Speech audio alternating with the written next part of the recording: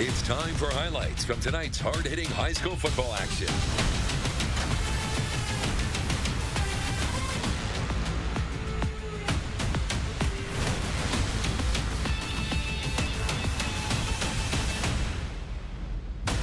Sports Extra starts now. Sponsored by New West Sports Medicine and Orthopedic Surgery.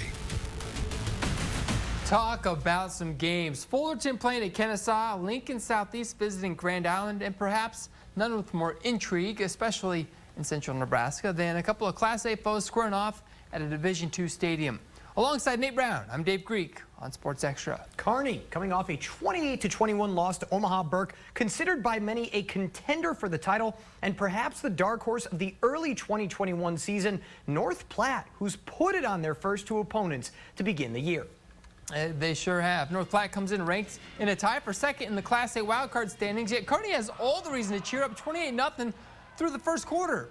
Second quarter, here come the Dogs. Option right by Caleb Tonkinson to Tate Janis, and he scoots in from 10 yards out to make it a 3-touchdown deficit. Kearney gets the ball at their own 34, and they go on the old 2-minute drill. Riley Miller over the middle to Hudson Bertrand for 13 yards. Then the screen pass. Ryan Green gets under it.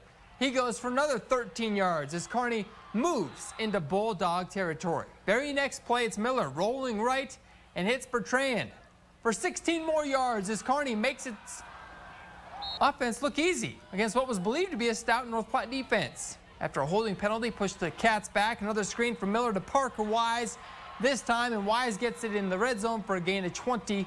Kearney has a yard to go with 1 second.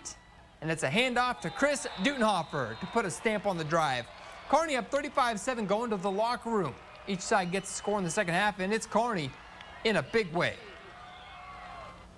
Lincoln Southeast taking a trip down I-80 to face Grand Island. Max Butenbach showing off his dominance, goes right up the gut, breaks a few tackles for a nice 15-yard pickup, really setting the tone. The Knights then in the red zone, but GI going to come up with a big fourth down stop. Southeast still holding a 10-7 lead at the end of the third. Knights, though, driving again to start the fourth. Owen Baxter looks like he has a lane to the end zone, but the Islanders stop him, force a fumble on the 1-yard line. So GI going to take over deep in their own territory, and Chiton Fife's pass on third down. It's deflected, caught in the end zone by Ellen Pittman. Not your typical pick six, but it still counts all the same. Lincoln Southeast wins a slugfest, holding the Islanders to just 7 points while scoring 17 for the win. Kenesaw looking to defend home turf, going against visiting Fullerton. Blue Devils with a lead, looking for more, but Max Wojcicki has other ideas, breaks out the old peanut punch, and the Warriors, they're going to dive on the loose ball. That doesn't sit well with the home team. Off the snap, Trey Kennedy in the backfield in a hurry as he comes up with the sack, getting the ball back for the boys in blue. Back with the ball once more, Kenesaw.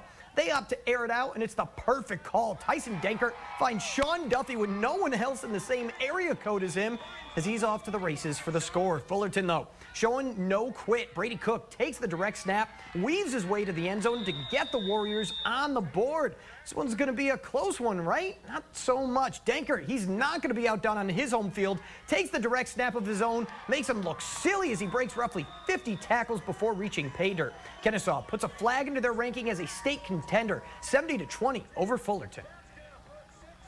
St. Paul looking for their first win of the season against undefeated Kearney Catholic. Opening drive of the contest. Brett Mahoney with a quick pass to Garrett Schmaderer. Makes the catch, bobbles it, turning into a fumble recovered by St. Paul. Unfortunately, the Wildcats were unable to capitalize. Next offensive possession for KC. Mahoney to Riley Greaser on the screen pass. He sprints down the far sideline, dives for the pylon. In? No. Yes, no. No, yes. Yes, no.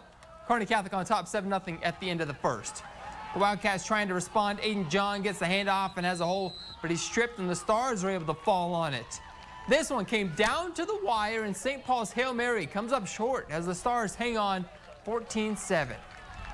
Adams Central looking to kick off another win as they go against Minden. It's the dummy count that works early, getting the Whippets to jump on the punt. Another chance for AC on offense. They make good on it, marching down the field to set up an 8-yard touchdown run for Hyatt Collins to help the visitors extend their lead. Minden's turn now, and they tried the read option, but nothing's going to fool Tyler Pavelka as the hoss in the backfield. He's there in a hurry for the stop. he's not the only one with great instincts, as Lucas Epperson, he's able to break this one up, coming up with a TFL of his own. And Minden looking for some momentum, but the guy he tackled, Nick Conan, he can't keep him down forever. The sophomore takes the handoff, reads the blocks, makes a cut, slips a couple tackles, keeps his balance, and he's off. A 64-yard touchdown for him. They can't even stop him one last time. A big win for Adams Central as they roll through Minden to get the 41-13 dub. Some future Blue Hawks pumped as they hope to see St. Cecilia move above 500. They were treated early. Twin River on the attack. St. Cecilia says no as Garrett Parr is in the backfield for the takedown. You think that's impressive? We've got better. A screen by the Titans that the Blue Hawks are all over. Dawson Kissinger and Caden Krickick are all over it, and young fans, they are still cheering about this one. That makes it a short field for St. Cecilia, and Parr, he makes it look easy. Even a nifty sidestep on his way to 6 as St. Cecilia takes the early lead. Next Blue Hawk drive, it's going to be Carson Kudlacek. Takes a snap, doesn't see a throwing option downfield that he likes, but he does see a running option he likes. A huge gain, gonna break a few tackles, gets down inside the 5. Parr would score 2 plays later as St. Cecilia shuts out Twin River in a 58-0 romp. Cambridge and Hitchcock County have both come out of the gate swinging, a couple of 2-0 records. Cambridge knocking off Amherst by a point last week. Hitchcock County, though, only has 1 game to their credit technically because their opener against Kimball was forfeited by the Horns. So in the Falcons' true opener, they went to Bayard and won by 66 points. Alma with some speed as they look to come on out and take on Hitchcock County. First half action, Drew Scott takes the handoff for the Falcons and gets a perfect seal, racing to the end zone to get the Birds on the board. He's not the only back who can race towards the pylon. Colton Hagan sees daylight, but a great tackle from Ryan Kermode. Saves 6. The man under center sees all the fun going on and decides he wants in on it. Keenan Gaston can't find anyone, shakes a defender, and he's tackled into the end zone for another touchdown. Hitchcock County is flying high, outscoring their last 2 opponents by a margin of 132-6, blanking Alma by a 60-0 count. Southern Valley looking to defend home against Cambridge. Don't sleep on the Eagles. How about some love for special teams? Dominic Comstock is back for the punt and boops an absolute beauty. This one's going to roll all the way down to the 1, putting the entire field in front of the Trojans. That's not going to be a problem for them, though, as Derek Tromke drops back and finds Cole Fine for a 15-yard gain to get the team some breathing room. Worked so well the last time, why not try it again this time? Tromke to Fine on the play-action pass, and Fine going to jump up to grab this one. A great snag, getting him down into the red zone. Worked so well the last time. Hey, do I sound like a broken record yet? Tromke to Fine once more. 3 big connections on the same drive. This one for a toe-tapping touchdown. Cambridge coming away with a 30-14 result, and the Trojans, they're 3-0 to start the year. Very special night for patriotism as we honor the fallen Marines and remember those lost in 9/11, 20 years ago. Elm Creek's first possession at Amherst. Bo Knapp finds Carter Erickson for a gain of 14 yards. Tack on another 15 for the face mask. Buffalo's in business. 3rd and long for Elm Creek. We've got ourselves a sack by the Broncos. A loss of 7 yards. It didn't take long for the Buffs to get the ball back, though. Look at this. Erickson picks off the short throw, giving Elm Creek great field position. 4th and 7 from the 20. It's the Amherst defense bowing up once again. Where do you think you're going? Nowhere. Those early stops were pivotal as the Broncos buck the Buffs 21-12.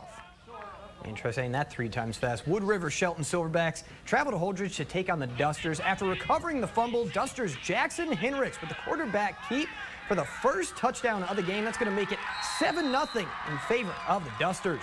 Early in the second quarter now, Dusters attempt a second touchdown, but it's going to be an interception as Caleb Pauk going to swoop in for the Silverbacks. Pauk coming up with another big play, just his night for big plays. The Silverbacks first score. It's a 25-yard pass. Oh, nice. Grabbing it over 2. The 2-point conversion was good, makes it 8-7 Wood River Shelton's favor. The Dusters get a score in the 4th to win for the first time in the season, though. 21-20, your final. The Axtell Wildcats hosting the Ansley-Litchfield Spartans. Ansley-Litchfield up 14-6 at the half. And here come the Spartans in the second half. Gavin Cole earns the Spartans another, just walk-in kind of touchdown, bringing the score to 26. 2-point conversion was no good. Then the Spartans are able to play some great defense, forcing a turnover as Calvin Finley. Whoa! What a great pick! We're going the other way. Ansley-Litchfield followed the interception with a Cooper Slingsby's call.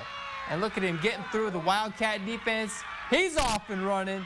The Spartans earned their second win of the season, 34-14.